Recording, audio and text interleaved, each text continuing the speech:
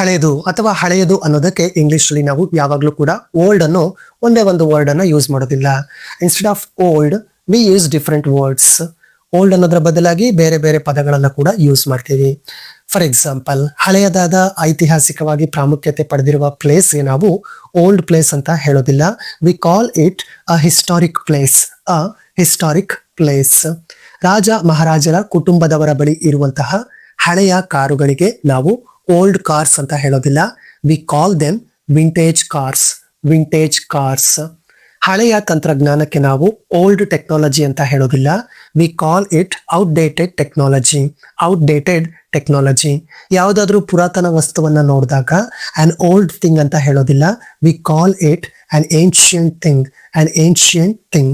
So ಇಲ್ಲಿ ಐತಿಹಾಸಿಕವಾಗಿ ಪ್ರಮುಖವಾದ ಸ್ಥಳಕ್ಕೆ ಹಿಸ್ಟಾರಿಕಲ್ ಪ್ಲೇಸ್ ಅಂತ ಹೇಳ್ಬೇಕಲ್ವಾ. ಇಲ್ಲಿ ಯಾಕೆ ಹಿಸ್ಟಾರಿಕ್ ಪ್ಲೇಸ್ ಅಂತ ಹೇಳಿದ್ರು ಅನ್ನೋ ಡೌಟ್ ಏನಾದ್ರು ನಿಮಗಿದ್ರೆ, ನಾನು historic place and historical place ಇವುಗಳ ನಡುವಿನ ವ್ಯತ್ಯಾಸದ ಬಗ್ಗೆ ಈಗಾಗಲೇ ಒಂದು ವಿಡಿಯೋ ಮಾಡಿದ್ದೀನಿ.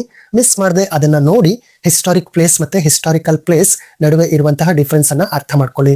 For more interesting English lessons, don't forget to subscribe my YouTube channel. Thank you.